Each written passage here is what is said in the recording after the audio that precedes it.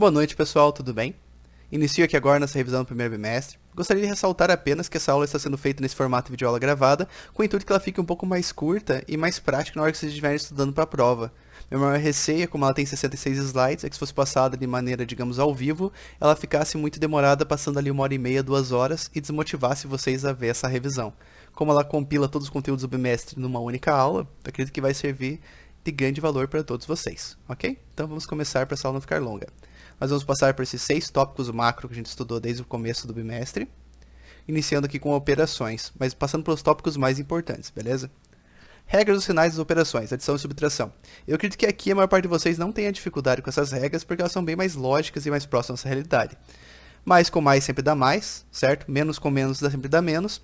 E mais com menos pode dar mais ou menos. Por quê? Quando a gente está fazendo subtração ou adição, basicamente os números que tiverem maior presença, sejam negativos ou positivos, vão indicar o sinal no final. Se a gente estiver somando mais números positivos e com menos números negativos, o resultado tende a ser positivo, porque vai ter mais números ali positivos, perfeito? Acho que a lógica isso aí é bem simples. Então, nos exemplos. Mais 3 mais 4 igual a mais 7, certo? Dois números positivos sendo adicionados um ao outro, vai dar um número positivo. Assim como dois números negativos, né? No caso, sendo adicionados um ao outro, menos 3 menos 4 vai dar menos 7. Já aqui nos exemplos de baixo, menos 3 mais 5, como nós temos mais números positivos, né? O 5 é maior que o 3, o resultado dá positivo. Assim como aqui ao contrário, quando nós temos menos 3 e adicionamos mais 2, o resultado dá negativo porque os números negativos estão em maior presença, ok? Aqui que eu vejo a maior quantidade de confusões, certo? Quando se trata de multiplicação e divisão, mais com mais dá mais, menos com menos dá mais, certo? E mais com menos dá menos. Lembrando que essas regras também são válidas para divisões, tá? Eu vejo muitas pessoas prestarem bastante atenção nessa relação. Quando é multiplicação, tipo menos 3 vezes menos 2 vai dar mais 6, perfeito. Só que se for uma fração, for uma divisão, o sinal também é afetado da mesma forma. Por exemplo, se nós tivermos 3 positivo sendo dividido por menos 2, o resultado vai ser negativo, certo? Por ter um número negativo no meio, vai ocorrer essa regra aqui e o resultado vai ser negativo. Assim como se tiver um número negativo sendo dividido por outro número negativo, o resultado também vai ficar positivo. Então tem que tomar bastante cuidado nessas regras, de maneira que não cometam pequenos deslizes ou erros, por detalhes são mais relacionados à atenção do que realmente não saber como fazer determinada operação. Prioridades na resolução de exercícios. Isso aqui é extremamente importante e acaba gerando bastante dificuldade, tá bom? Mas seguindo à risca a regra, não é para ter nenhum problema, correto? Além da que nós temos aqui, nós também temos as regras relacionadas a parênteses, conchetes e chaves, perfeito? Primeiro a gente sempre resolve o que está dentro do parênteses, depois o que está dentro dos conchetes e por último o que está dentro das chaves. E respeitando sempre essa ordem interna aqui. Primeiro potência, raiz e logaritmo. Depois que acabou potência, raiz e logaritmo, a gente faz a multiplicação e divisão e, por último, adição e subtração, perfeito? E o detalhe mais importante de tudo, tem que resolver na ordem que aparecem, respeitando essa ordem de prioridade. Então, nós temos basicamente 3 regras de prioridade. Nós temos a ordem que aparece, que ainda assim a ordem raiz, potência e logaritmo estão acima, depois vem multiplicação e divisão e por último adição e subtração. E depois que acaba todas essas regras de ordem dentro do parênteses, vocês repetem esse mesmo procedimento, essa mesma ordem para resolver o que está dentro dos conchetes e depois dos conchetes, posteriormente as chaves, ok? Essas regras devem ser seguidas à risca. Lembrando que na situação da dúvida, na ordem que aparece. Então se tiver primeiro uma raiz, depois um logaritmo, depois uma potência, se resolve nessa ordem, certo? Aquilo que aparece realmente por primeiro, igual quando você está lendo da esquerda para a direita, perfeito? Acho que isso ajuda a resolver bastante dúvidas, e se respeitado, isso aqui permite que vocês façam o exercício com muito mais tranquilidade, sem aparecer muitas dúvidas no meio do caminho, em qual procedimento executar ali primeiro, ok? Então, primeiro parênteses, depois conchete, depois chaves, e dentro dos parênteses, primeiro você resolve nessa ordem aqui, potência, raiz e logaritmo, multiplicação, divisão, adição e subtração, e cada um deles seguindo a ordem que forem aparecendo, certo? Da esquerda para a direita. Perfeito? Lembrando que qualquer dúvida que vocês tenham em relação ao que eu esteja falando aqui, ou qualquer exercício e afins, me contatem, tá? Não é um bom momento para ser tímido nesse tipo de quesito, porque assim permite que vocês aprendam e resolvam suas dúvidas o quanto antes e permite ajudá-los com mais dedicação ali e, digamos, de uma forma direta e individual, assim como se estivesse na carteira de vocês durante a sala de aula presencial. No ensino à distância, esse contato por meio de troca de mensagens, áudio, foto do trabalho, etc., ajuda bastante a gente conseguir resolver dúvidas de uma forma bem mais específica e direta, ok? Então, continuando. Então, pessoal, aqui é uma parte que eu vejo o pessoal se confundir mais, então vamos passar aqui com bastante cautela, tá? Para tentar sanar a maior quantidade de dúvidas possíveis. Para somar e subtrair frações, precisamos reduzir ao mesmo denominador, correto? Então a gente não pode simplesmente somar 2/4 mais 4/5, que isso aqui teoricamente é impossível. Primeiramente, nós temos que pegar essa parte de baixo, que nós chamamos de denominador, e igualar as duas por meio do MMC, que seria o menor múltiplo comum entre elas, correto? Para descobrir o MMC, mínimo múltiplo comum, de 4 e 5, fatoramos assim. Então, basicamente, para descobrir o MMC, a gente pega os dois denominadores que nós temos, ou mais, né? Colocamos eles lado a lado, e vamos dividindo eles por números primos, partindo do 2 e aumentando conforme necessidade, de maneira que a gente sempre consiga fazer a divisão de pelo menos um deles por esse número primo que está no momento gerando um resultado inteiro, ok? Explicando de forma teórica para ser bem mais complexo que é, mas basicamente a gente coloca 4 e 5 lado a lado e começa a dividir eles pelo primeiro número primo aqui, partindo do 2, correto? 5 não dá um resultado inteiro dividindo por 2, então 5 a gente vai repetir na linha de baixo. O 4 é divisível por 2, então a gente divide por 2 e coloca o resultado aqui embaixo, perfeitamente. Ficou agora 2 e 5. Como ainda a gente tem um dos números que continua sendo divisível por 2 e gerando o resultado inteiro, a gente mantém a divisão por 2, no caso repetindo 5 mais uma vez e fazendo a divisão do 2 pelo 2, gerando aqui embaixo o 1, certo? Chegando no valor 1, nós podemos já esquecer esse lado de cá, certo? O número 4 já foi reduzido e agora passamos somente para o 5. O próximo número primo seria 3, mas 5 não é divisível por 3 de maneira que gere um número inteiro. Então a gente sobe para o próximo, que no caso aqui é 5. 5 por 5 é divisível, obviamente, e gera o resultado 1. Quando os dois denominadores chegam no valor 1, nós paramos aqui a fase do fatoramento e multiplicamos aqui os números que nós utilizamos para fazer as divisões, certo? Um pelo outro, sucessivamente, igual está aqui embaixo. Logo, o MMC é igual a 2 vezes 2 vezes 5, que dá o resultado 20, certo? 2 vezes 2, 4, vezes 5, 20. Ou seja, 20 é o MMC de 4 e 5, perfeito? É o menor múltiplo comum entre eles. Só que o nosso trabalho não acaba aqui. Nossa próxima etapa é aumentar a parte de cima, que seriam os numeradores, na mesma proporção que nós tivemos que aumentar o denominador para atingir esse mesmo múltiplo comum, correto? Nosso MMC é 20. Como a gente faz para aumentar a parte de cima na mesma proporção? A gente pega aqui o MMC, no caso, que seria 20, e divide pelos dois denominadores, ok? Dividimos 20 por 4, que está aqui, e 20 por 5, que está aqui. Os resultados que deram, a gente pega e multiplica o respectivo numerador de cada uma das frações pelo número que está aqui, de maneira que a gente consiga aumentar a nossa proporção, perfeito? Aqui deu coincidência de ser 4 e 5 e 5 e 4 aqui, tá? Isso aqui normalmente não acontece, mas tem que se lembrar de pegar e multiplicar o numerador correto de cada um deles que o resultado vai dar certo. Então, aqui no caso da primeira fração, que seria 2/4, a gente pega 20, divide por 4, certo? Que é o denominador aqui embaixo, dá o resultado 5. Então, eu pego o 5 e multiplico o numerador da respectiva fração, já com a base de 20, ok? Então, aqui era 2/4, o 4 virou 20, e para o 2 aumentar a mesma proporção, vou multiplicar por 5, que foi o resultado dessa divisão aqui. Mesma coisa para o lado de cá. Eu peguei 20, dividi por 5, correto? E deu o resultado 4.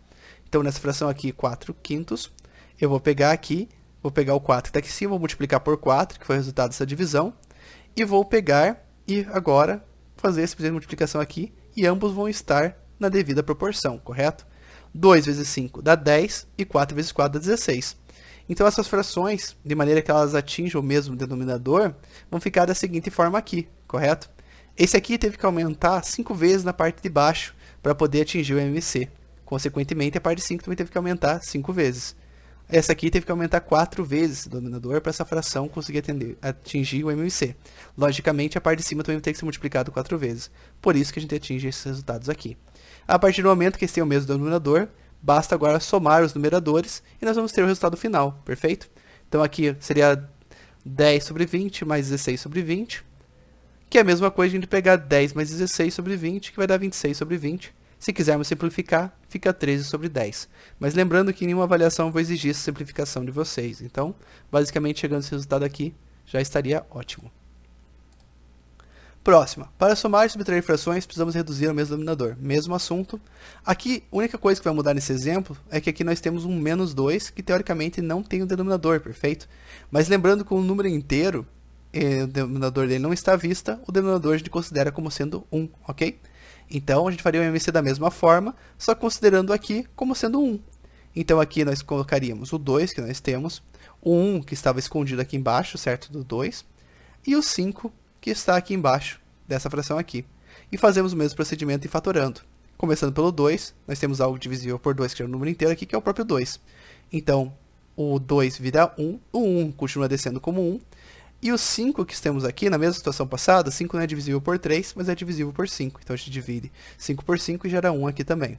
A partir do momento que acabaram todos os resultados, todos os denominadores viraram 1, a gente simplesmente multiplica aqui os números que nós utilizamos para fatorar e vamos obter o MMC. No caso aqui só temos 2 e 5.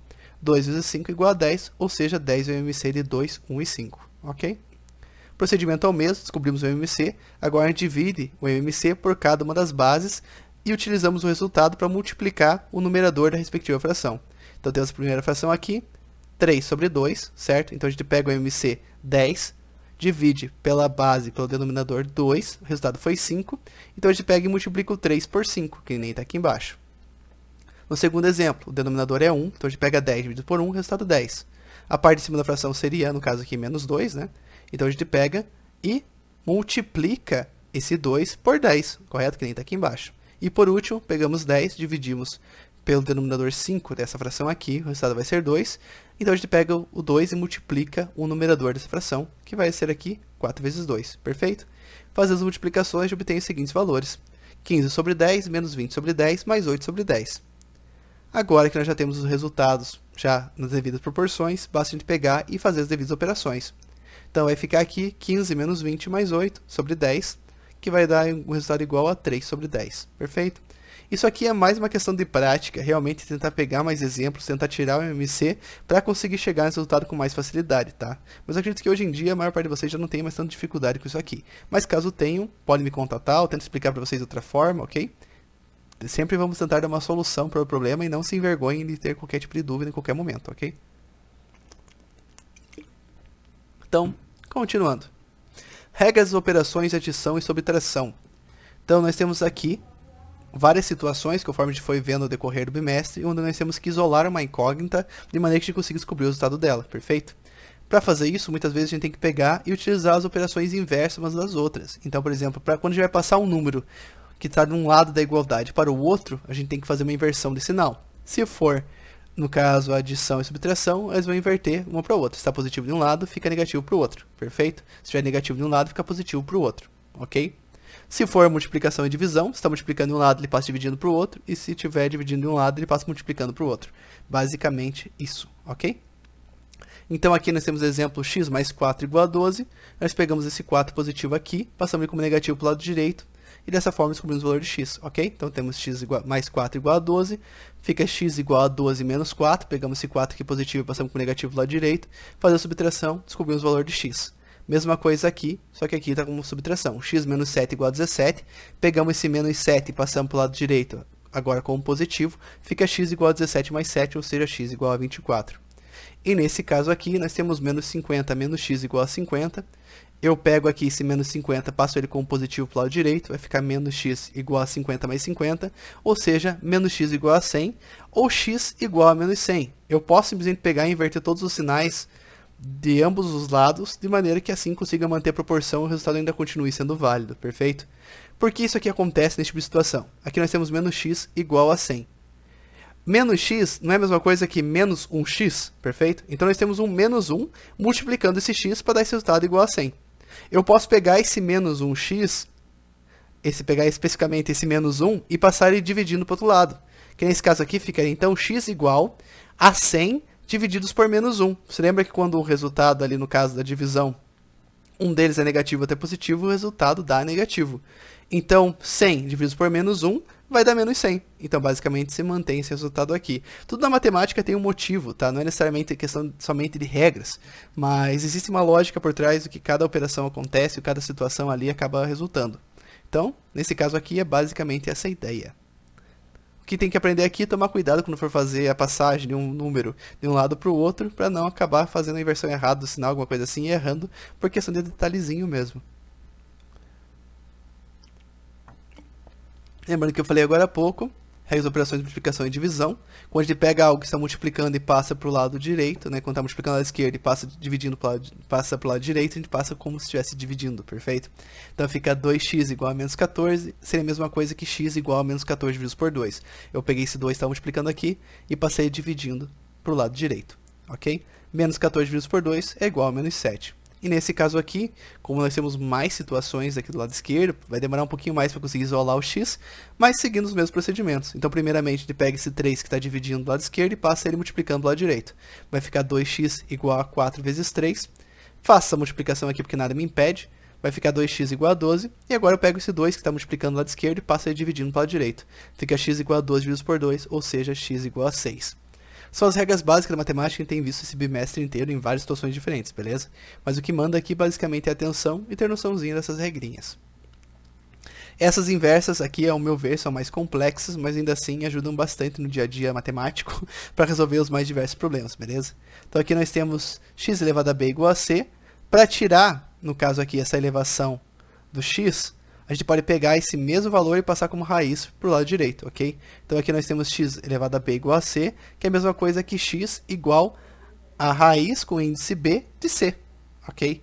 Nesse caso aqui, a gente fez alguns exercícios com esse tipo de cálculo, onde para a gente conseguir descobrir qual a gente tinha que passar a potência que a gente não conhece do lado esquerdo, como raiz ali para o lado direito, perfeito? Porque como a gente não sabe que número é esse incógnito aqui, a gente não sabe, nem tem a menor ideia de qual vai ser o resultado da potência. Mas se a gente tem o resultado de C, a gente passa a raiz com o índice que a gente conhece para o lado direito, e dessa forma a gente consegue obter o resultado.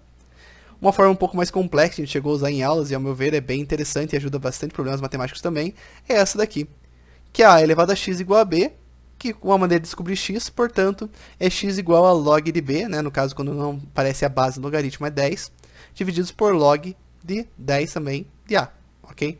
Então a gente pega aqui diretamente a função da calculadora de log, que vai sempre utilizar com base 10, descobre o valor de log de b e log de a, divide um pelo outro e assim você já descobre o valor da potência. É um mecanismo bem interessante, totalmente funcional e que ajuda a resolver vários problemas matemáticos por aí. Lembrando que qualquer dúvida que vocês tenham, se algo confundiu vocês ou se não conseguiram aprender qualquer conteúdo que já foi passado, entre em contato comigo, não precisa se preocupar, eu vou atender vocês com maior atenção, sem julgá-los, e vamos tentar resolver a maior quantidade de dúvidas possíveis e tranquilizar vocês em relação à prova, ao semestre e toda essa dificuldade do mundo atual, beleza? Então agora entramos em progressão aritmética. Progressão aritmética. Uma progressão aritmética, PA, é uma sequência em que cada termo a partir do segundo é a soma do anterior com uma constante razão dada, correto? Então aqui nesse exemplo aqui, nós temos a sequência 5, 6, 7, 8, 9, 10. O que é comum entre eles aqui, basicamente, cada um é o resultado do anterior sendo adicionado mais um, perfeito? 5 mais 1 igual a 6, 6 mais 1 igual a 7, 7 mais 1 igual a 8 e assim por diante. Aqui embaixo, quando a razão é 2, é basicamente a mesma lógica, só que entre cada um deles vai ter 2 de diferença, sendo que o termo posterior seria o anterior sendo adicionado mais 2. Então aqui nós começamos com o nosso A1 sendo 6, adicionamos 2 vira 8, adicionamos 2 vira 10, adicionamos 2 vira 12 e assim por diante, perfeito? E mesma coisa aqui embaixo com a razão 3, ok? Então a progressão aritmética, nós partimos do A1, que seria um termo inicial, e os outros em sequência vai ser igual ao anterior mais a razão que nós descobrimos aqui, perfeito? Para descobrir a razão, basicamente a gente subtrai o termo posterior pelo anterior. Então, que nem aqui nesse caso, nós temos 8, 12, 16, etc. Eu posso pegar o 12, subtrair o 8 dele, vou ter o resultado 4, que é a nossa razão aqui. Eu poderia fazer a mesma coisa com 20 menos 16 e ter também a mesma razão 4, ok? Aqui embaixo é a mesma coisa, tá bom? A razão pode ser negativa também, com o número se tornando decrescente, tá? É um número que partiu que nem aqui na sua 1 sendo 9, e ele vai caindo a cada um deles, porque nossa razão aqui é negativa. Para descobrir, o procedimento é o mesmo. Eu pego o termo posterior, subtraio dele o termo anterior, no caso aqui 7 menos 9, nossa razão aqui seria menos 2. As progressões aritméticas podem ser classificadas em 3 categorias. Crescente, certo? Quando aqui a razão é positiva, maior do que 0. PA constante, quando a razão é igual a 0. Pode ver aqui que o número não varia, porque basicamente seria o termo inicial sendo adicionado 0 em cada um deles sucessivamente. E a PA pode ser decrescente, quando a razão é menor do que 0. Perfeito? Então a razão aqui é negativa, a sequência de números vai decaindo ao infinito, se ela for infinita. Perfeito? Nada de muito secreto aqui. Para descobrir o termo geral de uma PA, a seguinte expressão permite obter qualquer termo de uma progressão aritmética. Então nós temos AN, que seria o termo que a gente quer descobrir, né? O N, o valor da posição, igual a 1, que seria o termo inicial, mais a razão, que nós temos que, desculpa, mais o número da posição, menos 1, vezes a razão. Perfeito? A razão está multiplicando aqui o parênteses como um todo. Então, exercício. Qual é o 10º termo da seguinte PA? 7, 10, 13, 16. Primeira coisa que a gente faz é descobrir a razão. Então, a gente pega um termo e subtrai dele o anterior. No caso aqui, pegamos 10 menos 7, descobrimos que a razão é 3, e substituímos aqui na fórmula. No caso aqui, a gente quer descobrir a 10ª posição, então fica A10, igual nosso A1, que é 7, mais 10, que é o valor da posição que a gente quer descobrir, né, o 10º termo, menos 1, que é fixo na fórmula, vezes a razão. 10 menos 1 igual a 7, desculpa, igual a 9. Calma, gente, que essas horas já começam a ficar um pouco mais confusas em relação aos números. Então, fica 10 menos 1 igual a 9, vezes 3, que é a nossa razão, dá igual a 27. Agora, basta somar aqui com o nosso A1 e obtemos o valor dessa posição, que é 34. Ok? Soma dos termos de uma progressão aritmética. A seguinte expressão permite somar todos os termos de uma determinada PA até um termo específico. Então, você escolhe uma determinada posição final e soma todos os termos até essa determinada posição, correto? A forma que eu utilizo é esta daqui. Sn, né, no caso n representando o número da posição que a gente quer somar até ela, igual a 1 mais an, que seria o valor respectivo dessa última posição que está sendo somada a sequência inteira, vezes n, correto? Que seria o número aqui, até o máximo da posição que a gente quer descobrir, perfeito? Divididos por 2, aqui que é um número fixo. Então, como a gente faz para resolver um exercício? Qual é a soma dos 5 primeiros termos da PA 1, 9 e assim por diante? Primeiro passo, descobrimos a razão. Segundo passo, descobrimos qual que é o valor desse respectivo último termo que a gente vai estar somando nessa sequência inteira. No caso, são os 5 primeiros termos, nesse caso aqui vai ser a 5ª posição ou a 5. Então, substituímos aqui na fórmula, colocamos a 1 mais o valor da posição menos 1, vezes aqui a razão que a gente descobriu aqui em cima. 5 menos 1, 4, vezes 8, 32, certo? Basta somar agora com a posição inicial, temos o valor 33. Agora, com o valor, né, da 5ª posição, bastamos substituir na fórmula que a gente viu aqui em cima e descobrir qual que vai ser a somatória. Então, S5, correto, que a gente vai estar somando até a 5ª posição, igual a 1, que no caso é nosso A1, mais o valor da última posição, que a gente descobriu aqui, que é 33, vezes 5, que é, no caso, o N, né, que está dentro da fórmula ali, que vai ser até qual posição a gente vai somar, divididos por 2, que é fixo. Então, S5 igual a 34, 1 mais 33, vezes 5. S5 igual a 170, aqui no caso, divididos por 2, tá? O 2 é fixo. Fazendo essa divisão, a gente obtém um resultado de 85. Perfeito? Eu acredito que isso aqui não seja muito difícil diante do que vocês já viram já ao decorrer desse bimestre e os esquemas matemáticos que foram tendo aqui desbravando. Soma dos termos de uma PA. A seguinte expressão permite somar todos os termos de uma progressão aritmética situados em um intervalo fechado. No slide anterior, a gente tinha que somar todos da posição inicial até uma posição específica. Aqui a gente vai pegar um intervalo específico. Então, a gente pode escolher de tal posição a tal posição e fazer a somatória de todos os termos. Como que a gente faz isso? Utilizando essa fórmula aqui. S, né, no caso de P e Q, que seria a posição inicial e a posição final, é dado por Q menos P mais 1, né, fecha parênteses, vezes os valores da posição inicial mais o valor da posição final, fecha parênteses, dividido tudo por 2. Primeiramente, a gente tem que descobrir os valores dessas posições. Então, a gente faz aqui a fórmula anterior, certo? Para a posição aqui do exercício, que vai ser a 20 e a 25ª. Qual é a soma do 20º termo ao 25º termo da PA 1, 5 e assim por diante? Então, basicamente, primeiramente, a gente descobre ali qual que é a razão. Então, a gente faz uma posição menos a posição anterior. Então, fica a razão igual a 5 menos 1, que dá um resultado de 4. A gente pega aqui a fórmula para descobrir os termos dos exercícios ali anteriores, correto? A gente pega e repete aqui para ambas as posições que ele vai estar somando essas extremidades. Então, vai ficar A20, né, que no caso é o primeiro termo aqui, igual a, no caso, A1, mais o valor da posição, menos 1, vezes ali a razão. 20 menos 1 igual a 19, vezes 4 dá 76. Agora, basta somar com o nosso A1, descobrimos que a 20ª posição tem o valor 77. Mesma coisa agora para a 25ª. Vai ser A25 igual a 1 mais 25 da posição menos 1 vezes a nossa razão. Ok? 25 menos 1 dá igual a 24 vezes 4 dá 96. Agora basta somar com a 1, nós obtemos o valor da posição 97. E agora basta aplicar tudo isso à nossa fórmula que estamos estudando nesse slide. S de 20 a 25, correto? Igual aos valores das posições, no caso, o número da posição, né, respectiva posição.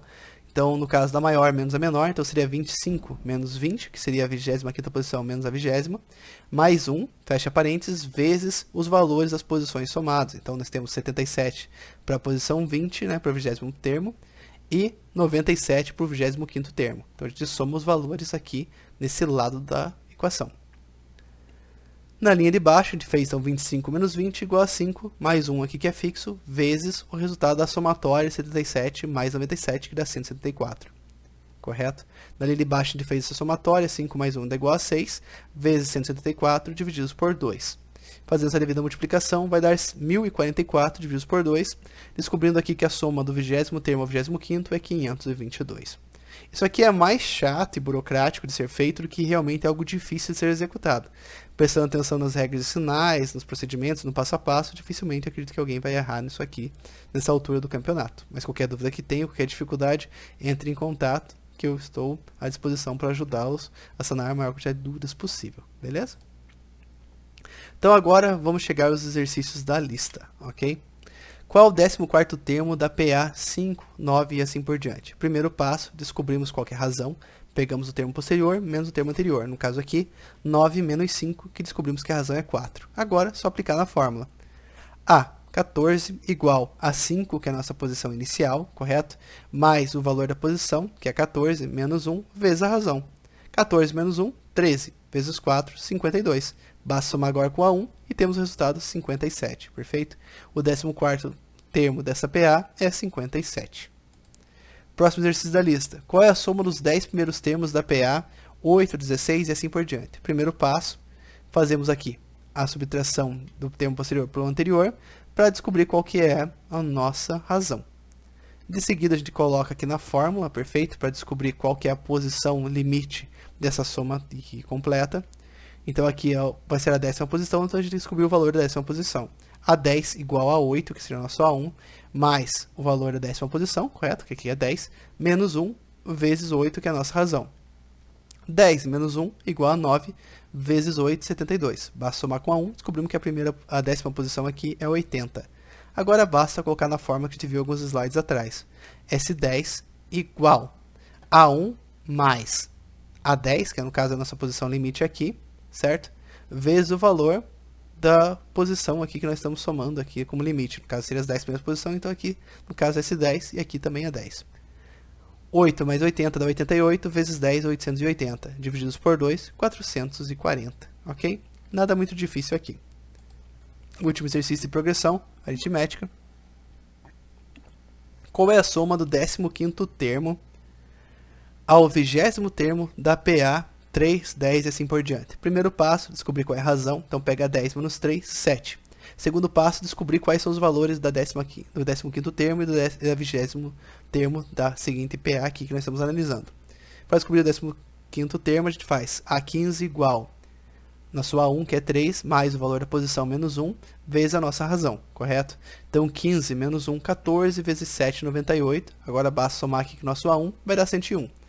No caso, para a 20ª posição, A20 igual nosso A1 mais o valor da posição menos 1, vezes aqui a nossa razão. 20 menos 1, 19, vezes 7, 133, mais 3, nosso A1, dá 136. Já tendo os dois valores de A15 e A20, agora basta substituir na fórmula. S, somando ali de 15 a 20ª posição, igual ao valor das posições, a maior menos a menor, mais 1, depois vezes a soma, no caso, dos valores dessas respectivas posições. Então vai ficar 20 menos 15 mais 1, vezes 101 mais 136. Aqui faço subtração, no caso 20 menos 15 vai dar 5, perfeito? Mais 1. E aqui 101 mais 136 dá 237. Aqui na linha de baixo, termino de fazer essa somatória, vai ficar 6 vezes 237. Faço a multiplicação, dá 1422, agora divido por 2 e obtenho o resultado final de 711. Lembrando, aqui é muito mais uma ideia de você seguir o passo a passo, prestar atenção nessas regrinhas para não se confundir, do que realmente ter que pegar e decorar algum esquema matemático extremamente complexo, ok? São mais regras básicas da matemática e realmente é um processo que é mais burocrático e cansativo para chegar no resultado final, mas ele é bem assertivo e tranquilo de ser reproduzido, beleza? Próxima seção, progressão geométrica. Progressão geométrica. É uma progressão geométrica, PG, é uma sequência em cada termo, a partir do segundo é igual ao produto do termo anterior por uma constante Q. Então aqui segue a mesma lógica, A1, A2, A3, A4, mas o que muda aqui é o que está acontecendo matematicamente nessa sequência. No caso aqui tem de 1, passa para 2, passa para 4, passa para 8, passa para 16, passa para 32. Aqui não tem mais um número sendo adicionado aqui constantemente aos demais números da sequência. mas o que está acontecendo aqui é uma multiplicação constante. Aqui no caso a razão ela não está adicionando o termo atual, tipo o termo anterior, mais a razão para dar o próximo termo. Aqui é o contrário, na verdade está vendo aqui uma multiplicação dos valores a cada progressão que existe ali dentro, perfeito? Então aqui nós temos de 1, passa para 2, passa para 4, porque a nossa razão aqui seria 2. A mesma coisa aqui, nesse exemplo aqui. Nós temos 3 para menos 6, para 12, para menos 24, 48. Pode ver que aqui o gráfico ele não está crescendo de uma forma constante. Aqui nesse caso, ele está pegando e subindo e descendo, basicamente fazendo ali um zigue-zague. Por que isso aqui acontece? Porque a razão nesse caso é negativa. Cada um dos termos é o termo anterior sendo multiplicado por menos 2. Então 3 vira menos 6, que aqui pela inversão de sinal, vezes menos 2 vai virar 12, que pela inversão de sinal novamente aqui vai virar menos 24, que aqui vai inverter o sinal novamente, com menos 2 vai virar 48 positivo e assim por diante.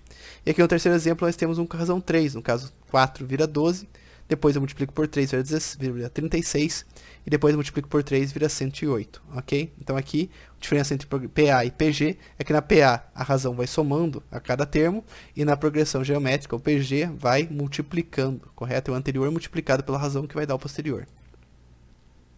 Como descobrir qual é a razão de uma PG? Diferente do anterior, onde a gente tinha a ideia simplesmente da subtração, aqui a gente faz uma divisão. A gente pega o termo posterior dividido pelo termo anterior, correto? Então aqui nós temos 5, 10, 20, 40. Nós pegamos 10 e dividimos por 5, que eu descobri aqui que essa razão aqui é 2, ok? Lembrando apenas que em PG a razão é simbolizada por Q e não mais por R, tá bom?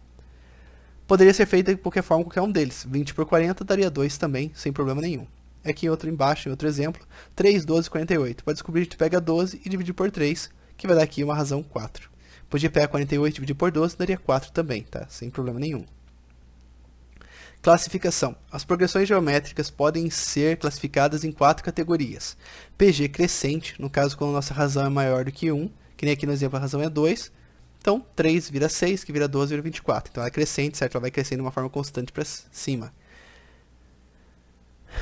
Progressão constante, quando a nossa razão é igual a 1. No caso, como 1 está multiplicando todos os termos, não há uma variação entre eles, correto? Então aqui no caso inicia-se com 5, multiplica por 1, dá 5, multiplica por 1 de novo, dá 5, e assim por diante. Ela é decrescente quando a razão está num valor que é entre 0 e 1, ok? É uma situação bem específica, mas pensa aqui como sendo uma fração. Então os resultados na sequência vão diminuindo, perfeito? Que nem aqui nós temos o exemplo, a razão vai ser 1/4, certo? Eu posso fazer aqui uma sequência basicamente igual a essa, ok? No caso aqui, essa razão, ela não está realmente adequada para essa progressão aqui, mas, em geral, seria basicamente essa lógica, onde os valores aqui vão sendo multiplicados por uma fração, e eles vão reduzindo na mesma proporção continuamente, tá? Depois eu corrijo esse slide aqui e posto novamente para vocês. E progressão geométrica oscilante é quando acontece de ter realmente um valor que seja menor do que 0, que por ser negativo ele dá aquela inversão de sinal que a gente viu no primeiro slide aqui de progressão geométrica. Termo geral de uma PG, para descobrir aqui o valor de uma respectiva posição dentro de uma progressão geométrica. A seguinte expressão permite obter qualquer termo de uma PG, AN igual a 1 vezes a nossa razão elevado ao número dessa posição menos 1. Se for ver, em geral, ela é mais simples, só que existem operações matemáticas mais amplas que geram números maiores, ok? Mas, ao meu ver, pelo menos ela chega a ser até um pouco mais simples que as demais nos cálculos em geral da PG, porque existe menos procedimentos para executar e conseguir obter uma resposta ali. Qual é o 11º termo da seguinte PG? 5, que vira 15, vira 45 e 135. Primeiro passo aqui seria descobrir qual que é a razão. Então, a gente pega um termo e divide ele pelo termo anterior. Então, pegamos 15 e dividimos por 5 e descobrimos aqui que a razão é 3. Para conseguir chegar aqui e descobrir o nosso resultado, nós então colocamos aqui A11, que a gente quer descobrir a 11ª posição, igual a nosso A1, perfeito, vezes a nossa razão, elevado a um número dessa posição, menos 1. Então, fica 3 elevado a 11 menos 1. 11 menos 1 igual a 10, então fica 5 vezes 3 elevado a 10ª. 3 elevado a décimas dá 59.049. Basta pegar agora esse resultado, multiplicar por 5 e descobrimos que o valor da nossa 11ª posição é 295.245, ok? Soma dos termos de uma PG. A seguinte expressão permite somar todos os termos de uma determinada PG até um termo em específico. Então aqui agora vamos utilizar essa fórmula aqui para conseguir somar, digamos, o termo inicial até um determinado limite que a gente queira ali somar todos os termos daquela PG. Então vai ser Sn igual a 1 vezes, abre parênteses, Q elevado ao N, menos 1. Detalhe que esse menos 1 não está na potência, tá? Ele está diretamente aqui no Q. Fecha parênteses dividido por Q menos 1. Qual é a soma dos 6 primeiros termos da PG? 3, 15 e assim por diante. A parte legal de progressão geométrica é que você não precisa descobrir quais são os termos gerais antes de precisar chegar, né, no caso, antes de poder chegar e aplicar a fórmula diretamente. Aqui você já pode fazer isso direto a partir do momento que você já descobre a razão. A razão, então, aqui a gente pega 15 dividido por 3, descobre que a razão aqui é 5. Agora é só jogar na fórmula, perfeito? S6, que a gente quer somar até a sexta posição, igual a 3, que é o nosso A1, vezes nossa razão, elevado ao valor máximo ali da posição que a gente quer somar, no caso aqui é 6, menos 1, fecha parênteses, divididos por a nossa razão aqui, que é 5 menos 1, ok? Primeiramente, então, a gente pega aqui e faz essa elevação, 5 por 6 dá 15.625, aqui continua sendo menos 1, então a gente pega aqui e faz subtração, e já obtém a forma simplificada aqui, 3 vezes 15.624, divididos por 5 menos 1. 3 vezes aqui 15.624, nós vamos obter 46.872, divididos por 4, que é o resultado de 5 menos 1.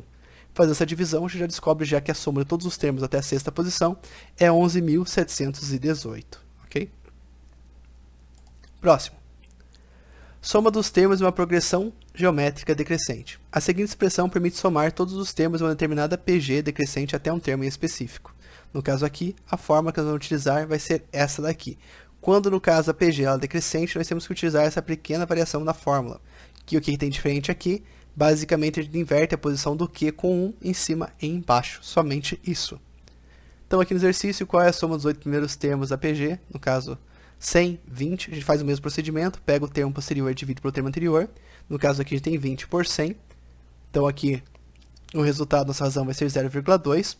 Aplicando diretamente na fórmula, vai ficar S8, né, que a gente quer somar os outros primeiros termos, igual a 100, vezes, abre parênteses, 1, que é fixo aqui, menos nossa razão elevada aqui à posição máxima dessa somatória, fecha parênteses, divididos por 1 menos essa razão aqui também, sem elevar nada. Fazendo essa elevação, a gente vai obter a forma da seguinte forma. 8, no caso S8, igual a 100 vezes 1 menos 0,0000256, fecha parênteses, divididos por 0,8, que é o resultado dessa subtração aqui. A gente faz a subtração de 1 menos esse valor aqui, vamos obter 0,999999744. Multiplicamos por 100, a gente obtém o valor de 99,999744. E agora, basta dividir por 0,8 para descobrir aqui o valor dessa somatória, que vai ser S8 igual a 124,99968, ok? Pode ver que geram números bem quebrados aqui, mas enfim, é realmente o resultado final. Soma dos termos de uma PG infinita decrescente. Quando a PG é infinita e decrescente, necessitamos usar uma fórmula diferente para somar todos os termos. A fórmula é esta daqui. S igual a 1 divididos por 1 menos Q. Pode ver que a fórmula é bem simplesinha comparado ao resto, e levando em consideração que por que você consegue somar uma PG infinita e decrescente? Porque como ela é decrescente, vai chegar um ponto que os resultados vão sendo cada vez ínfimos e acabam não interferindo mais no resultado final. Por isso que se torna possível você somar uma progressão infinita decrescente. O resultado da soma de uma progressão finita e crescente, no caso infinita e crescente, vai ser um resultado infinito, porque ela nunca para de subir, então nunca para de aumentar seus valores, consequentemente vai ser infinito. Qual é a soma de todos os termos da PG, no caso iniciando em 100, passando a ser 20, etc. Primeiro passo, assim como o anterior, a gente descobre a razão, dividindo o termo posterior pelo termo anterior. No caso, 20 divididos por 100 vai dar 0,2, novamente aqui. Agora é só colocar na fórmula S igual nosso A1, que é 100, divididos por 1 menos a nossa razão, que é 0,02. 0,2, tá? Não 0,02. S igual a 100 divididos por 0,8, que é o resultado da subtração aqui. Fazendo essa divisão, a gente sabe que a soma, no caso de uma PG infinita decrescente, que é dada por esses valores aqui, A1 100, A2 20 e assim por diante, que é a razão 0,2, a soma aqui vai ser 125. Então, se pegar todos os termos de maneira infinita dessa progressão geométrica, a soma total vai ser 125. Interessante, né? Agora, finalizando essa sessão, soma dos termos de uma PG. Aqui nós vamos pegar a ideia de um limite em específico, ok? A seguinte expressão permite somar todos os termos de uma progressão geométrica situados em um intervalo fechado. Deixa eu tomar uma aguinha aqui. Enfim, a fórmula aqui é basicamente essa. Tem que tomar cuidado para não confundir aonde fica, respectivamente, as razões e as posições que você está querendo utilizar ali como intervalo, ok? Qual é a soma do 20º termo ao 25º termo da PG 1, 5 e assim por diante? Então, primeiramente aqui a gente descobre qual que é a nossa razão, a gente pega o termo posterior e divide pelo anterior, então 5 dividido por 1, descobrimos que a razão é 5, e agora basta aplicar aqui a fórmula. S, no caso somatório dos intervalos da 20ª e 25ª posição, igual aqui o nosso A1, perfeito, que é 1, vezes, abre parênteses, 5 elevado ao valor aqui do número da respectiva posição final, menos a razão aqui elevada pelo valor da menor posição ali do nosso intervalo, no caso aqui que seria 20, menos 1, tá? Esse menos 1 está afetando diretamente aqui a potência, tá? Toma cuidado com isso aqui. Sendo dividido por nossa razão, menos 1. Na sequência, nós temos aqui nosso A1 vezes 5 elevado a 25 menos 5 elevado a 19. Fecha parênteses, dividido por 5 menos 1. Fazendo essas elevações, a gente obtém esses resultados aqui estrondosos, ok? Vai ficar S igual a 1, nosso A1, vezes 29, 80, assim por diante, esse número gigantesco aqui, menos esse outro número gigantesco aqui. Faz a subtração dos dois e obtém esse outro número gigantesco aqui. Correto? Embaixo nós temos aqui ainda a razão menos 1. Para finalizar, a gente faz a multiplicação do 1 por esse número gigante, vai manter ele assim como está, e faz a subtração do 5 aqui por 1 aqui embaixo, que vai resultar em 4. Fazer essa divisão vai dar esse outro número gigantesco aqui. Okay? Trabalhar com PG em posições extremamente altas vai gerar números extremamente absurdos. Okay? Por isso que o resultado aqui está tão grande. E agora, para finalizar essa sessão, vamos para os resultados e para as questões que estão na lista. Eu mantive aqui o número 4, tá? Porque eu vi que na lista eu acabei mantendo isso aqui para as progressões, seja aritmética e geométrica. Então eu mantive igual aqui para não gerar confusão. Qual o 10º termo da PG? 3, 12 e assim por diante. Primeiro passo, descobrimos qual que é a razão, dividimos o segundo termo pelo primeiro, 12 por 3 dá 4, ok? E agora é só colocar na fórmula. Fica 7 igual a 3 do nosso A1 vezes a nossa razão elevada à posição que a gente quer descobrir, menos 1. 7 menos 1, 6, eleva 4 por 6, dá 4.096. Finaliza aqui multiplicando por 3 e descobrimos que o nosso A7 é 12.288. Exercício 5. Qual é a soma dos 10 primeiros termos da PG? 2, 12 e assim por diante. Primeiro passo, descobrimos qual é a razão. Pegamos o segundo termo e dividimos ele pelo primeiro. 12 por 2 vai dar 6. Colocar aqui agora na fórmula, S10 igual nossa posição inicial vezes a nossa razão elevado a 10 menos 1, ok? Fecha parênteses, divididos por 6 menos 1. Na linha de baixo nós temos aqui S10 igual a 2 vezes, aqui nós temos um número gigantesco, 60.466.176 menos 1. Fazendo subtração, na linha de baixo nós temos 2 vezes 60.466.175. Agora fazemos a multiplicação, correto? Vai ficar aqui num total de mais um número absurdo de 120.932.350, divididos por 5, fazendo essa divisão, a gente obtém esse número aqui, que vai ser 24.186.470, ok? Próximo aqui, último exercício de progressão geométrica. Qual é a soma do segundo termo ao sexto termo da PG? 2, 8 e assim por diante. Então aqui, para descobrir a razão, fazemos 8 divididos por 2, correto? Temos aqui o resultado 4.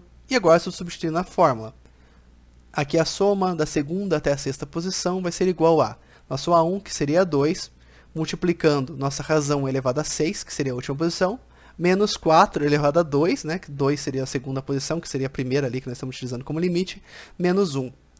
Na linha de baixo só fiz essa subtração aqui da potência, então ficou 2 vezes 4 elevado a sexta, menos 4 elevado a 1, fecha parênteses divididos por 3. Fazendo aqui a elevação de 4 por 6, nós temos 4.096. Aqui, menos 4, que 4 elevado a 1, igual a 4, perfeito? Sendo isso multiplicado por 2. Fazendo aqui a subtração, vai ficar 4.092 vezes 2 divididos por 3. Fazendo aqui, essa multiplicação vai dar aqui 8.184 divididos por 3. Faça a divisão, obtenha aqui o resultado da somatória desse intervalo, que vai dar 2.728. Assim, encerramos ali a progressão geométrica. Lembrando que qualquer dúvida que vocês tenham, entre em contato comigo, que terei o maior prazer em ajudá-los. Então agora vamos falar um pouco sobre juros compostos. O que são juros? Ceder dinheiro para uma pessoa, seja ela física ou jurídica, é um sacrifício envolvendo riscos e, portanto, deve ser remunerado. Os juros permitem a formação de poupança e novos investimentos na economia. Então, basicamente, toda a estrutura econômica que nós temos hoje em dia, que possibilita que as instituições, digamos, que as empresas propriamente ditas busquem recursos e formas alternativas para conseguir, digamos, crescer e alavancar seus próprios negócios, não seria possível se não houvesse a existência de juros, tanto para bancos emprestarem dinheiro para as empresas, quanto para pessoas físicas cederem seu dinheiro por meio de N ativos financeiros, de maneira que consigam ali obter algum retorno por meio desse investimento também. Os juros devem ser eficientes e capazes de remunerar e cobrir a perda do poder de compra motivada pela inflação, o custo de oportunidade devido à privação do proprietário que dê seu dinheiro por determinado período de tempo e os riscos envolvidos por sempre existem incerteza com relação ao futuro. Então, basicamente, quando você está emprestando dinheiro para alguém, você corre o risco dessa pessoa não te pagar, sem contar que você está abrindo mão de poder aplicar esse dinheiro em outras coisas, seja em outros investimentos, ou seja simplesmente em coisas que te tragam felicidade. E também, você, quando cede dinheiro para alguém, até você receber esse dinheiro, teoricamente, quando chegar a determinado momento, provavelmente vai ter um poder de compra menor do que ele tinha anteriormente, correto? Nós vivemos um cenário, mas no Brasil é assim, onde nós temos uma inflação gigantesca.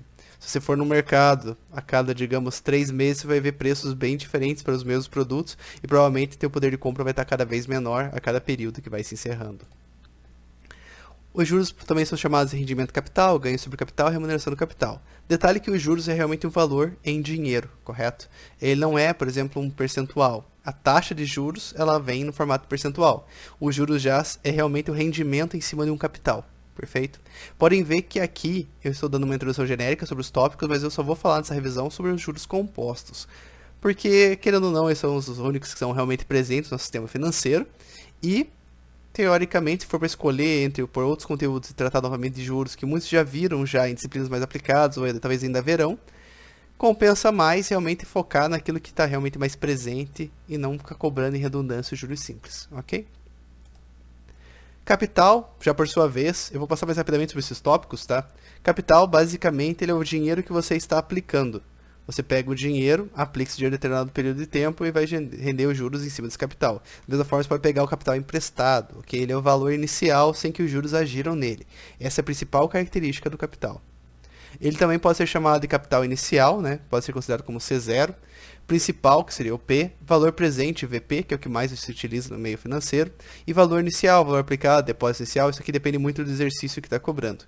Minha ideia nunca foi pegar e complicar a vida de vocês passando enunciados extremamente confusos e complexos, de maneira que vocês se percam mais nisso do que realmente conseguindo aplicar a forma. Então, da minha parte, eu só cobrarei exercícios de maneira que o enunciado seja bem parecido com aquilo que já foi dado para vocês no passado.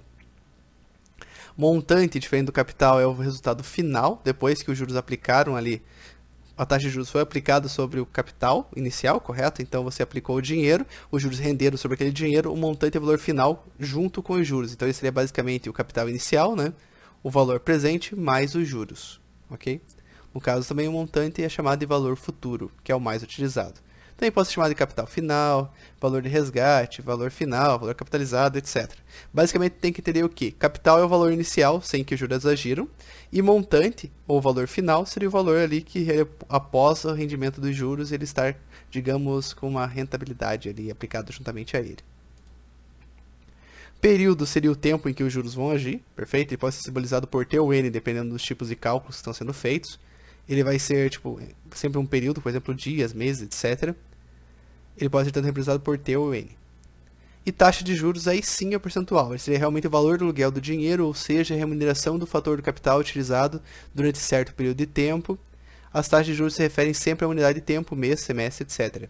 A escolha da letra I vem do inglês interest. Qualquer pessoa que pegou a calculadora financeira vai saber ali identificar essa, digamos, esse botão interest ali propriamente dito e reconhecer dessa forma, ok?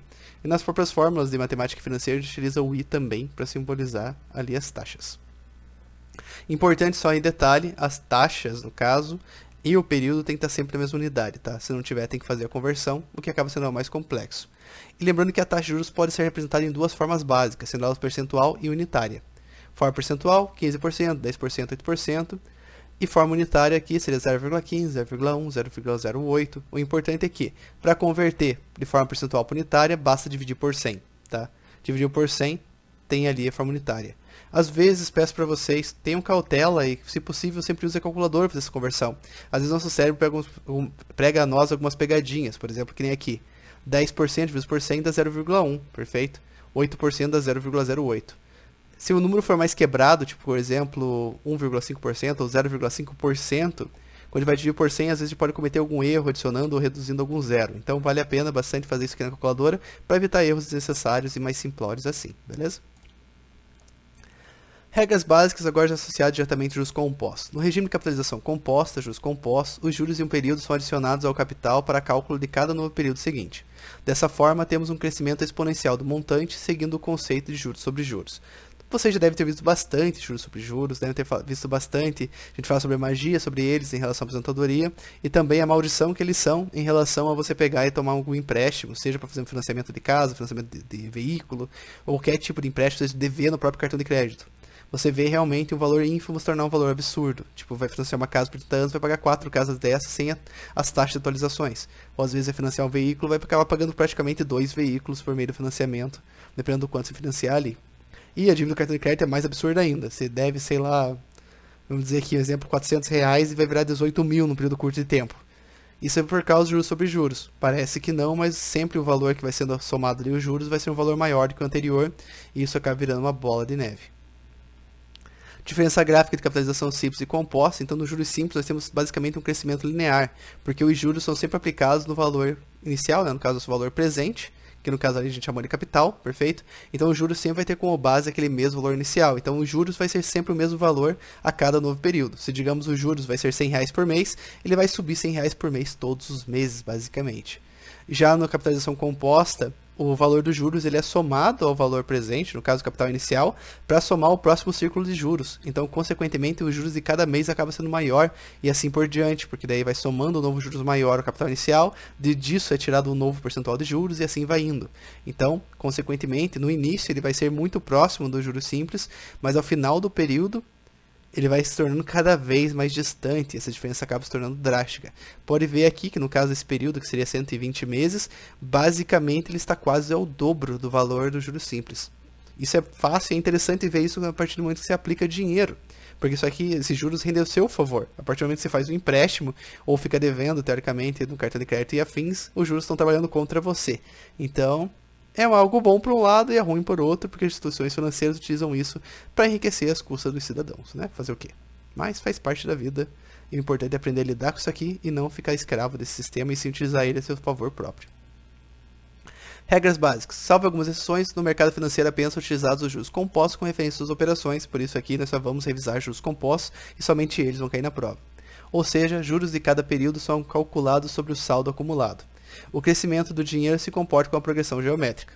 No caso aqui, se for ver juros simples, ele vai se comportar com uma progressão aritmética. Um valor sempre vai sendo adicionado de maneira igual e o valor vai crescendo conforme uma reta, né? O capital vai crescendo e se tornando um montante conforme uma reta.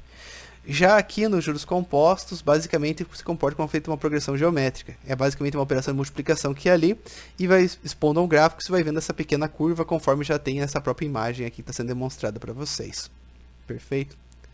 Iniciando, as formas que a gente utiliza aqui para regime de juros compostos são essas aqui.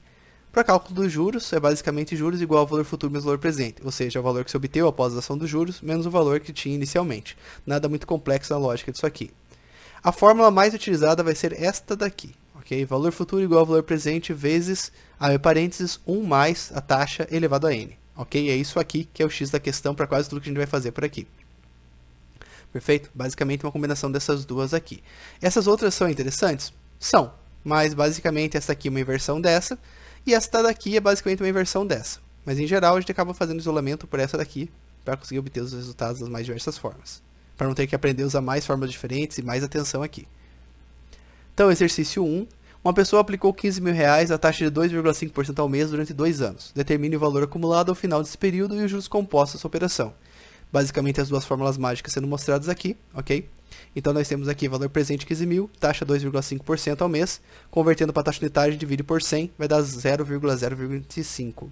Nosso N aqui são 24 meses, perfeito? Estou trabalhando aqui com 2 anos, nossa taxa está ao mês. É mais fácil converter o período para transformar ele igual àquele referência da taxa, do que a taxa em referência ao período, perfeito? Porque quando se trata de juros compostos, não basta utilizar uma proporção, no caso aqui, por exemplo, é 2,5% ao mês, multiplicar isso aqui por, sei lá, 12 para transformar o ano. Não é assim que a lógica acontece de juros compostos, tem que fazer o cálculo de taxa equivalente. E esse foi o conteúdo que eu optei por deixar de fora, por ser algo mais maçante, correto? É mais difícil, e tem mais coisas interessantes da matemática para ser explorado aqui, para depois de poder linkar com coisas mais práticas no futuro.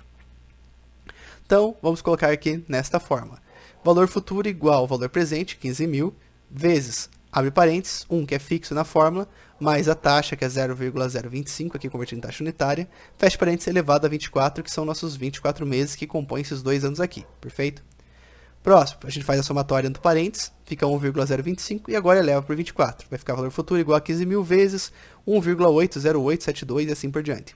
Fazemos a multiplicação do 15 mil por esse valor, vai dar valor futuro igual a 27.130,89. Lembrando que esse número aqui é gigante, perfeito? Esse valor aqui, ele é arredondado. Então, se na prova de vocês, no caso, ou no qualquer exercício, for dar um valor ligeiramente diferente desse, por exemplo, 27.135,27, teoricamente ainda marque a opção mais aproximada, tá? Eu tento deixar as alternativas bem longe, distantes uma das outras, para evitar que ocorra esse tipo de confusão e vocês fiquem indecisos ali entre o meio do caminho, beleza? Então sempre marcar a opção que seja mais aproximada, porque pode ocorrer essas divergências aqui em questões de arredondamento e afins. Então, juros igual, agora finalizando o exercício para descobrir os juros igual ao valor futuro menos valor presente, pego o valor que eu obti, subtraio dele o valor que eu tinha inicialmente e já descubro aqui o valor dos juros, perfeito? Que os juros é a diferença entre o valor que nós temos após a capitalização dos juros, menos o valor ali inicial, beleza? Exercício 2. Determinar o valor dos juros compostos pagos no empréstimo de R$3.000, contratado a taxa efetiva de 1% ao mês pelo prazo de 12 meses. Basicamente, novamente, as duas fórmulas aqui. Tem o valor presente, 3.000, tem a taxa 1% ao mês, que convertida a taxa unitária dá 0,01, e tem nosso período aqui que são 12 meses. Ou seja, montando aqui na forma, valor futuro igual a 3.000 vezes, abre parênteses, 1 mais 0,01, fecha parênteses elevado a 12. Valor futuro, na próxima linha, basicamente faço a somatória aqui desse parênteses, e depois faço 1,01, que é o resultado, elevado a 12. Vou obter na linha de baixo, valor futuro igual a 3.000 vezes 1,126825, assim por diante. Faço a multiplicação de um pelo outro e vou ter aqui o valor final de 3.380,48. Agora basta descobrir os juros, mesmo procedimento do slide anterior, pego o valor que eu obtive agora, menos o valor que eu tinha anteriormente, antes dos juros serem capitalizados. 3.380,48 menos 3.000, vou obter o resultado final aqui de juros de 380,48, beleza? Lembrando que, pessoal, qualquer dúvida que vocês tenham sobre qualquer tópico, entre em contato comigo, não deixe a dúvida ficar para o final. E eu faço questão de ajudar vocês, beleza? Da forma mais de boa vontade possível. Agora aqui para o nosso próximo tópico, penúltimo aqui que a gente vai estudar nessa revisão, função do primeiro grau. Calma, a gente está quase acabando já. Montando o gráfico. O valor de A indicará se a função é crescente ou decrescente, sendo chamado de coeficiente angular. O valor de B indicará o ponto de intersecção da função com o eixo y no plano cartesiano, sendo chamado de coeficiente linear. A gente estudou isso aqui bem recentemente, tá? Não é para ser um assunto que está tão complexo e distante de vocês. A representação gráfica de uma função de primeiro grau sempre será uma reta. Para descobrir a raiz, onde a reta recorta o eixo x, podemos utilizar a seguinte fórmula. Então aqui nós temos x igual a menos b sobre a. Lembrando que toda função vai ser sempre algo que multiplica o x, perfeito? Vai ser y igual a x mais ou menos b, dependendo da questão, tá? É alguma coisa ali que vai ser somada ou subtraída na nossa função para dar o resultado de y. O valor de b, que no caso vai ser o valor que vai ser somado ou subtraído, ele vai dizer onde a própria reta vai cortar no eixo y. E já aqui, no caso, essa fórmula vai descobrir onde a reta vai cortar no eixo x, ok?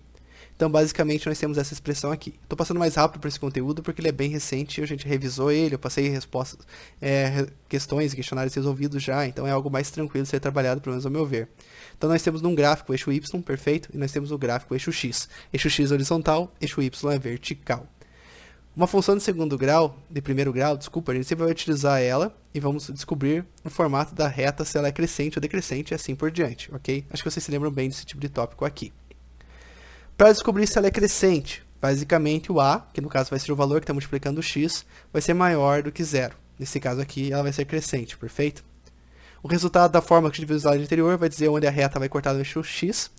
E o resultado de B, que é o valor que está sendo somado, subtraído, na casa da função ali de x, vai dizer exatamente o exato mesmo valor. Por exemplo, se o B for 2, ele vai cortar aqui, no caso, o eixo y na posição 2 e assim por diante. Isso aqui é uma função crescente porque o a, o valor que está multiplicando o x, ele é maior do que zero. No caso da função decrescente, o a vai ser menor do que zero. Então, a reta que vai cortar o gráfico vai ser decrescente, no caso vai ser declinada, certo? Ela vai começar do ponto mais alto e vai cair até o ponto inferior. Onde ela vai cortar aqui no eixo y vai ser novamente o valor de b, tá? Que toda função ali é dada por y igual a x mais b, perfeito? Então, o valor de b vai ser aqui onde vai cortar o eixo y. No caso, o valor de x é dado por aquela fórmula, x igual a menos b divididos por a. E, basicamente, se é crescente decrescente é dado se o a, aqui no caso, vai ser decrescente se for menor que zero, e vai ser crescente se for maior do que zero, igual a gente viu no slide anterior. E, por fim, a função ela é constante se, no caso, o a for igual a zero e não pode ser diferente desse valor, beleza? O que significa isso? Lembrando que a toda função é y igual a vezes x mais b. No caso, se a for igual a zero, o nosso x vai ser igual a zero. E o valor total de y em qualquer condição de x vai ser sempre o valor de b. Perfeito? Porque o zero ali anulou o x e deixou somente o b na fórmula. E nesse caso aqui, ficou uma reta constante cortando o eixo y e não saindo mais dessa posição. Exercício A. Em y igual a 4x mais 8. Perfeito? Esse aqui foi o exercício que eu passei para vocês na lista. Aqui, o nosso a é 4. Perfeito? Ele está aqui. No caso, multiplicando x. E nosso b seria 8. Aplicando na fórmula que a gente descobriu lá. Menos b divididos por a. Menos 8 divididos por 4 igual a menos 2. Nossa raiz, então, aqui é menos 2. Vai ser onde a nossa reta vai cortar no eixo y. Desculpa, no eixo x. Com os valores obtidos, podemos traçar o gráfico. Raiz igual a menos 2, certo? Foi o resultado que a gente obteve aqui. O nosso a é igual a 4, ou seja, ele é maior do que zero, ou seja, a função é crescente. Se x cresce, o y cresce também. E no caso aqui, nosso b, ele é 8. Esse número aqui é diretamente esse resultado. A posição da reta corta o eixo y. Então, aqui está nosso gráfico desenhado e bonitinho, perfeito? Podem ver aqui que o gráfico está cortando o eixo y na posição menos 2, exatamente como foi visto aqui na forma. O nosso gráfico está cortando aqui o eixo y na posição 8, ok? Conforme foi obtido aqui pelo b mesmo, propriamente dito. E ela é uma reta crescente, porque o nosso a ele é maior do que 4. Já o segundo exemplo, y igual a menos 2x menos 2. Portanto, o nosso a é igual a menos 2. O nosso b é igual a menos 2 também, perfeito? Tem menos 2 multiplicando x e menos 2 sendo subtraído aqui do x diretamente. Montando aqui na fórmula, fica menos b divididos por a. Menos 2 divididos por menos 2 vai dar menos 1, perfeito? Menos 2 vai dar 2 em cima, positivo, e embaixo 2 negativo. Faça a subtração de um pelo outro, como embaixo ainda é negativo e em cima positivo, regra de sinais, aqui fica menos 1 negativo, ok? Com os valores obtidos, podemos traçar o gráfico. A nossa raiz é menos 1, que foi obtida aqui pela forma. O nosso a aqui ele é menor do que zero, ou seja, vai ser uma função decrescente. E nosso b aqui é menos 2, vai ser a posição onde a reta vai cortar no eixo y. Então, basicamente, nós temos uma reta decrescente aqui, cortando aqui no eixo x a posição menos 1, perfeito? Aqui nós temos menos 2 e 0, o menos 1 está exatamente aqui no meio. E aqui nós temos 0 a menos 5, tá? Mostrando essa linha aqui no gráfico. E a posição menos 2 está exatamente aqui. Então, o gráfico corta aqui nesse seguinte sentido. Lembrando que eu disponibilizei para vocês na respectiva aula uma ferramenta para criar esses gráficos aqui e vocês poderem validar os exercícios que fizeram para não precisar dar nenhum tiro no escuro aqui tentando acertar alguma coisa sem conferir antes se está certo ou se está errado, beleza? E agora chegamos finalmente nessa aula longínqua de sistema de equações, que foi o último tópico que nós vimos. Esse aqui, até onde eu pelo menos reconheço, eu acredito que ele seja o mais difícil, juntamente com funções de primeiro grau. Funções de primeiro grau é mais confusa, pois ela tem uma bagagem que inclusive eu excluí aqui no caso dessa revisão, tá? Mas foi porque eu dei recentemente, realmente, e nessa altura do campeonato, é melhor pegar e revisar aquela aula como um todo, se tiver dificuldade nela, do que chegar e tentar pegar esse tópico especificamente na revisão. Foi passado muito mais conceito e teoria na própria aula, então eu sugiro que pegue por lá caso tenha dificuldade nesse tópico, beleza? Ou entre em contato comigo, eu faço questão de explicar para vocês diretamente, novamente. Então, sistema de equações. Sistema de equações não era um tópico exageradamente difícil. Você pode escolher qual método seja mais fácil para você utilizar para resolver que se adeque mais, mas tem que entender corretamente o passo a passo e compreender corretamente as regras básicas de operações para conseguir fazer isso aqui sem grandes dificuldades. Então, começando. tomar uma aguinha antes. Os sistemas de equações são ferramentas muito utilizadas para a resolução dos mais diversos problemas. Podem ser aplicados em diversas áreas do conhecimento, como na matemática, na química, engenharia, lógica, etc. É um conteúdo comumente cobrado em concurso e em outros tipos de exames, basicamente porque ele cobra muito essa análise lógica, independente de utilizar fórmulas ou não. Você basicamente conseguia reproduzir e resolver esse tipo de equações, independentemente dos métodos que foram ensinados aqui. Simplesmente utilizando a lógica, você já consegue resolver e utilizar um desses métodos sem ter decorado eles efetivamente. Existem 3 métodos básicos de resolução, ok? Existe o método da adição, o método da substituição e o método da igualdade. Na aula nós vimos os 3, e aqui, basicamente, tem um resumo dos 3 métodos para resolver esse exercício aqui, ok? Nós temos aqui esse exercício, 5x menos 2y igual a 9 e 4x mais y igual a 56. Lembrando que um sistema de equações são basicamente 2 equações que você tenha, certo? Pode ser inclusive mais, onde elas têm as mesmas variáveis, no caso x e y obtém os mesmos valores para ambas, e você não tem o valor de x e y, mas por meio de uma análise proporcional, você consegue chegar, isolar essas variáveis, de maneira que você consiga chegar e obter o resultado de uma delas, ok? Existem 3 métodos, um método que você vai pegar aqui e fazer a adição, no caso somar as 2 equações, de maneira que você consiga sumir com uma das variáveis, que nesse primeiro exemplo aqui, a gente vai fazer isso aqui para sumir com y. Mas pode ver que as 2 equações são 5x menos 2y igual a 9 e 4x mais y igual a 56. Se eu somar as duas, o y não vai sumir, perfeito? Nem o x. Vai ficar 9x, aqui menos y, um y só, igual a 9 mais 56 ali, que vai dar 65. Isso aqui não resolve nada para mim. Para resolver para mim, eu tenho que fazer sumir uma das variáveis. Qual que é o jeito mais fácil de eu fazer sumir uma delas? Eu multiplico toda essa equação de baixo aqui por 2. Sistemas de equações, considerando que elas trabalham com a ideia da proporção, se eu multiplicar uma equação inteira para o mesmo valor, inclusive o resultado final, ou seja, os 2 lados da igualdade, eu vou poder manter a proporção de maneira que isso não vai afetar o resultado final quando eu estiver somando as duas. Mas considerando aqui que o y aqui em cima é 2y negativo, né, menos 2y aqui, e aqui é mais y, se eu somar isso aqui de baixo por 2, eu vou ter mais 2y lá embaixo e menos 2y em cima. Então, quando eu somar essas duas equações, o y some, perfeito? E foi o que eu fiz aqui. Eu multiplico a equação de baixo inteira por 2, então aqui é 4x mais y igual a 28, multipliquei tudo por 2, vai ficar 8x mais 2y igual a 56. Podem ver que é exatamente o dobro dessa equação aqui. Agora que eu já tenho 2 valores que se anulam, basta eu somar elas, vai ficar 5x mais 8x mais 2y menos 2y igual a 9 mais 56. Eu somei completamente as duas, correto? Os 2 lados da igualdade. Então agora basta eu somar os valores que estão aqui, as variáveis, e vou obter a seguinte situação aqui, 13x igual a 65. Por quê? 5x mais 8x vai dar 13x, mais 2y menos 2y vai dar 0. Então sumiu o y. Agora eu somo 56 com 9, vai dar 65, que são os valores que eu obtenho aqui. Basta eu pegar esse 13 e mandar para baixo 65 dividindo. 65 dividido por 13 vai dar 5, que é o resultado de x. Agora, para descobrir y, basta eu pegar qualquer uma dessas equações, jogar o valor que eu descobri para x em uma delas, e ir resolvendo até o momento que eu isole y. Eu escolhi pegar essa aqui de baixo, considerando que o y aqui é um só, fica mais fácil de calcular, beleza? Então vai ficar 4 vezes x, que é 5, mais y igual a 28. 4 vezes 5, 20, mais y igual a 28.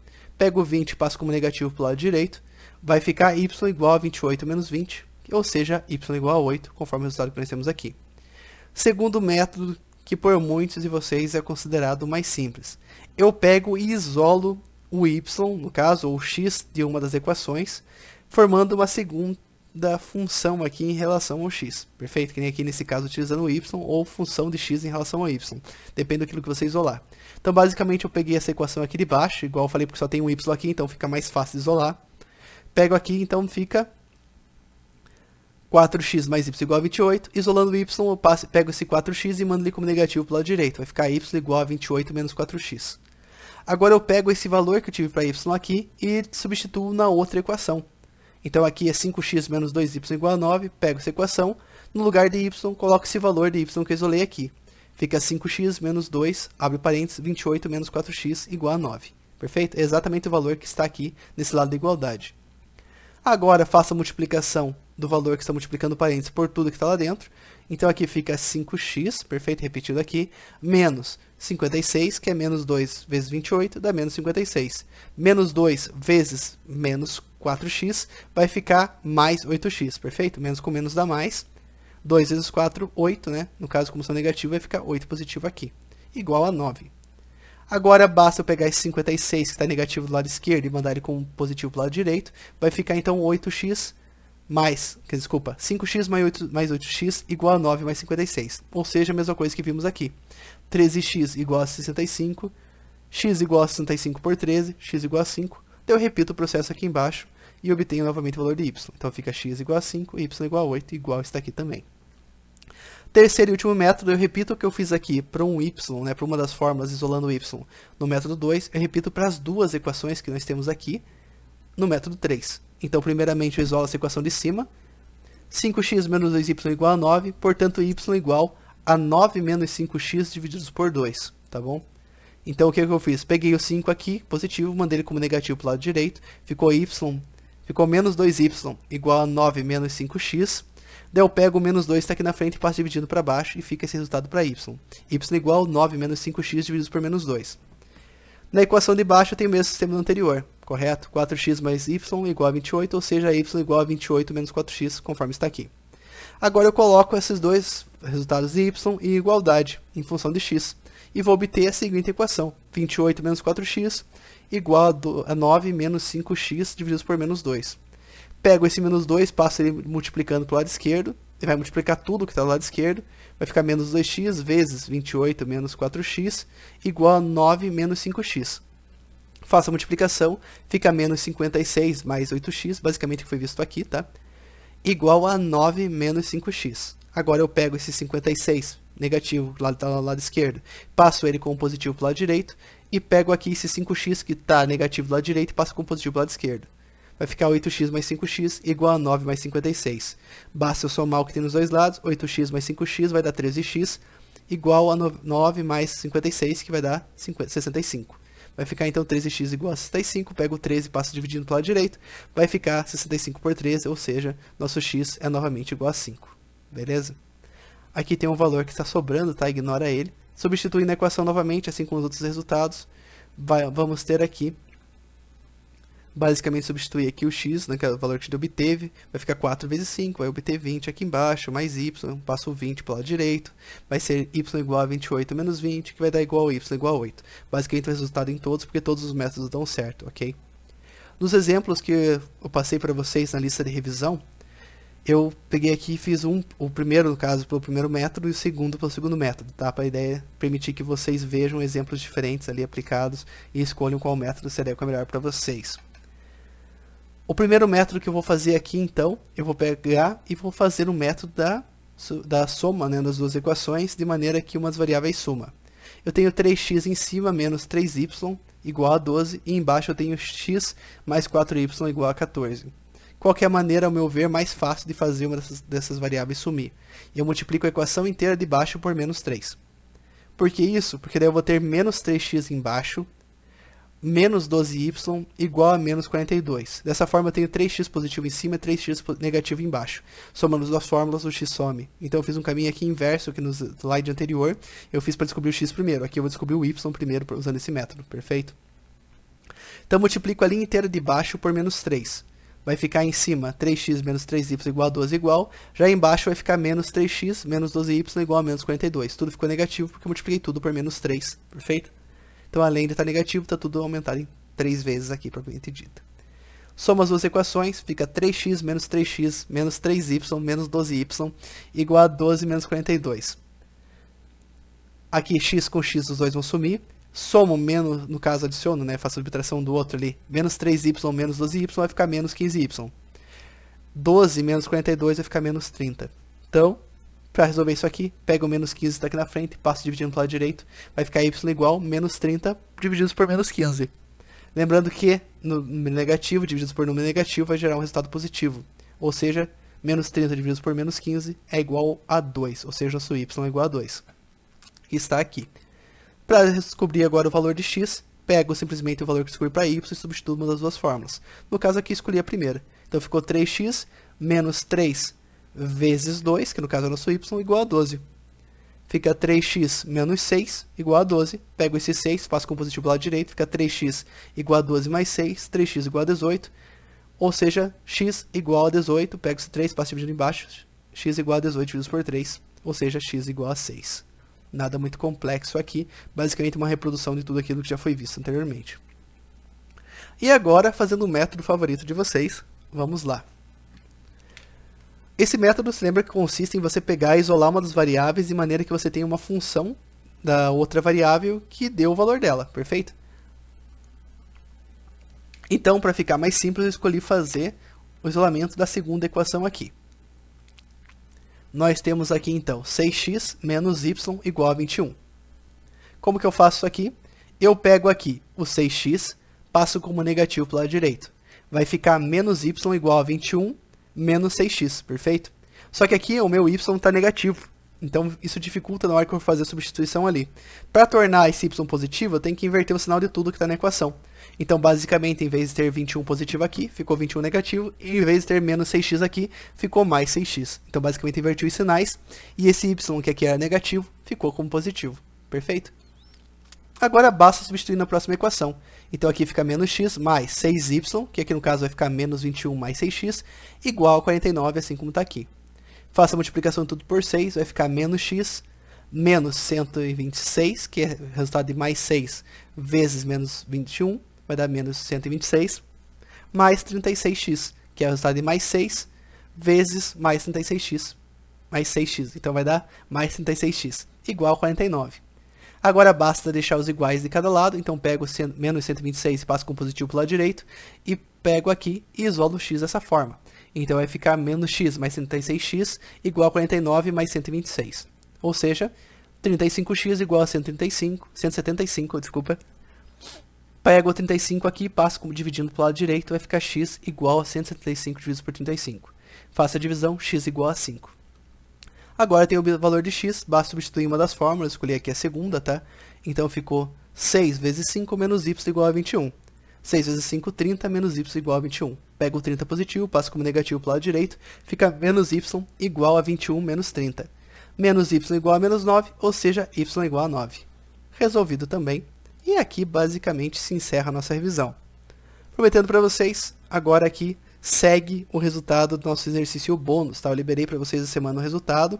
Tivemos 3 alunos que acertaram realmente o exercício e vão ganhar o meio ponto a mais. Os alunos que ganharam sabem disso já quais são, mas na próxima aula eu posso chegar e revelar também, ou se quiserem posso deixar postado também no AVA. Enfim. Alguns modelos de rádios automotivos estão protegidos por um código de segurança. Para ativar o sistema de áudio, deve-se digitar o código secreto composto por 4 algoritmos. No primeiro erro da digitação, a pessoa deve esperar 30 segundos para digitar o código novamente. O tempo de espera duplica em relação ao tempo de espera anterior a cada digitação errada. Uma pessoa conseguiu ativar o rádio somente na 10ª tentativa, sendo de 10 segundos o tempo gasto para a digitação do código secreto a cada tentativa. Nos casos de digitação incorreta, ele iniciou a nova tentativa imediatamente após a liberação do sistema de espera. Quanto ao tempo total em segundos gasto por essa pessoa para ativar o rádio? Isso aqui é um exercício, ele tem meio que uma pegadinha interna, porque basicamente se comete uma tentativa, certo? E não tem um tempo de espera para ela. Você inicia cometendo essa tentativa, então teoricamente tem um ciclo a menos ocorrendo ali. Isso aqui se comporta bem parecido com o que seria uma progressão geométrica propriamente dita, tá? A resolução do exercício seria isso. A primeira tentativa você não tem tempo de espera para ela, e você gasta 10 segundos, certo? Eu fiz aqui um esquema, uma planilha, somando o tempo total no final. A segunda tentativa você já teve que esperar 30 segundos. Teve mais o tempo de tentativa nela, no caso 10 segundos para digitar o código, somando aqui no total dessa tentativa 40 segundos. A terceira tentativa dobrou o tempo de espera, 60, adicionou mais 10, 70, e assim por diante, perfeito? Na quarta tentativa demorou 120 segundos, na quinta 240 e assim por diante, e cada uma delas foi somada 10. Na 10ª tentativa você teve que esperar aqui antes de digitar ela esse número, mas você acertou, certo? Então basicamente se encerrou aqui o tempo de espera. Basta somar essa coluna inteira que você obtém o resultado final de 15.430. Fechou? Basicamente essa é a explicação do exercício. Se alguém quiser contestar e explicar o porquê acha que não é exatamente assim que se deve fazer, entre em contato comigo que nós conversamos e alinhamos, beleza? Enfim, pessoal, esse é o último slide. Agradeço imensamente por vocês estarem vendo essa revisão agora até o final. Eu sou meio cansado, então provavelmente me bananei em alguns pedaços, errei algumas coisas, mas enfim, em síntese, tudo que tinha aqui no conteúdo do bimestre foi passado para vocês, essa aula gigantesca aqui, de 1 hora e pouco, beleza? Então, gente, parabéns por terem visto esse vídeo até o final aqui. Qualquer dúvida que vocês tenham em relação a todo o conteúdo, se não pegaram com o conteúdo, entre em contato comigo, beleza? Qualquer coisa, se tiver que fazer um vídeo extra para explicar algum tópico com mais detalhes, porque vocês viram a necessidade, eu farei, ok? Fico à disposição de vocês para ajudá-los no que for necessário. Mais uma vez, obrigado por ter visto o vídeo até o fim aqui. Qualquer dúvida que tenham, entre em contato. Lembrando que todos os exercícios que foram passados na aula anterior estão resolvidos aqui nesses slides, ok? Um grande abraço a todos, um ótimo fim de semana, uma excelente prova e qualquer dúvida que tenham, entre em contato comigo. E não esqueçam que a data máxima para entrega dos trabalhos é até domingo, dia 18, beleza? Um grande abraço, tchau, tchau.